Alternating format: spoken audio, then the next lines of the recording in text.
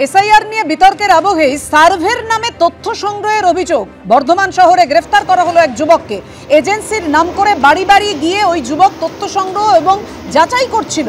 কাটোয়ার বাসিন্দারা এক অভিযোগের ভিত্তিতে বর্ধমানের নীলপুরে ধৃত হিমাদ্রি ঘোষের কাছ থেকে দুটি ল্যাপটপ ও একটি মোবাইল বাজেয়াপ্ত হয়েছে।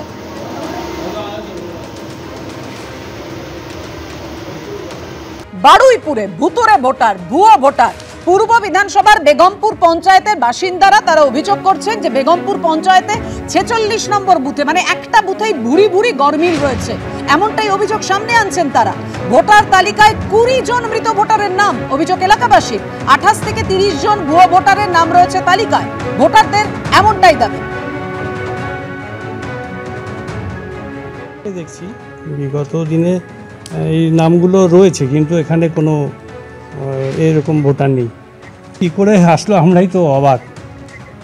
ঠিক আছে, গতবারে এই সমস্ত নাম ছিল? হ্যাঁ হ্যাঁ হ্যাঁ হ্যাঁ ছিল এখানে রয়েছে। ওটাই তো মানে জিজ্ঞাসা কোথা থেকে এই এই এই নামে কি ভোট পড়ে এখানে, সেটা তো বলতে পারবো না। এলাকার বাসিন্দারা তারা প্রশ্ন তুলছেন, এদেরকে কখনো এলাকায় দেখেননি, গতবারও ভোটার তালিকায় তাদের নাম ছিল এবং তারা বলছেন এটাই তো প্রশ্ন, কিভাবে এই ভুতুরে ভোটাররা এলো। দেখুন মালদার হবিবপুরে একই রকম ভাবে এই ভুতুরে ভোটারদেরই খোঁজ পাওয়া গেছে। না তাদের চোখে দেখা যায় না, কিন্তু ভোটটা পড়ে যায়। হবিবপুরের বলডাঙ্গার 169 নম্বর বুথে 50 জন মৃতের নাম রয়েছে তালিকায়। মৃত ভোটারদের ভোট তারা দিচ্ছে। যে নতুন ভোটার লিস্টে যা দেখছি যে এগুলো তো অনেক দিনে মারা গেছে। ধরেন যে কেউ 2 বছর, কেউ 3 বছর, কেউ 4 বছর এরকম আগে মারা গিয়েছে, ঠিক আছে।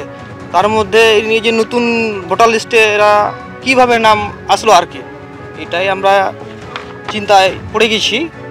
সমস্যা হচ্ছে যে আমার কাকা এবং জেঠু দাদা মারা গেছে, তাদেরও ভোটার লিস্টে নাম রয়েছে।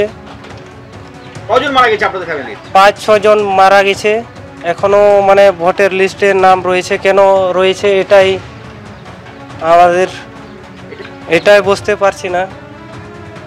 বিজেপি আর নির্বাচন কমিশন সমর্থক, আক্রমণ শানিয়েছে তৃণমূল। কিন্তু এই যে ভুতুরে ভোটার তারা কারা, কি বক্তব্য কুণাল ঘোষের দেখুন। ওটা হচ্ছে কেউ কোথাও হলেন, মানে কেউ কোথাও মানে মারা গেলেন, সেটা জানিয়ে দেওয়া, ওরা সেটা ডিলিট করবে। এবার থেকে যাচ্ছে বিষয়টা সেখানে নয়, বিষয়টা হচ্ছে তার নামে কেউ ভোট দিতে যাচ্ছে কিনা, নইলে কি সমস্যা আছে। আর ভোট দিতে যদি কেউ মৃত ব্যক্তির নামে যায়, তো সেই পাড়ায় সেই বুথে অন্য পার্টির যে এজেন্টরা রয়েছে বা যে পার্টির এজেন্টরা রয়েছে তারাই তো ধরে দেবেন যে এই লোকটি মারা গেছে। ফলে এই যে নাম আছে এই বলে হইচই করার কোনো কারণ ঘটে।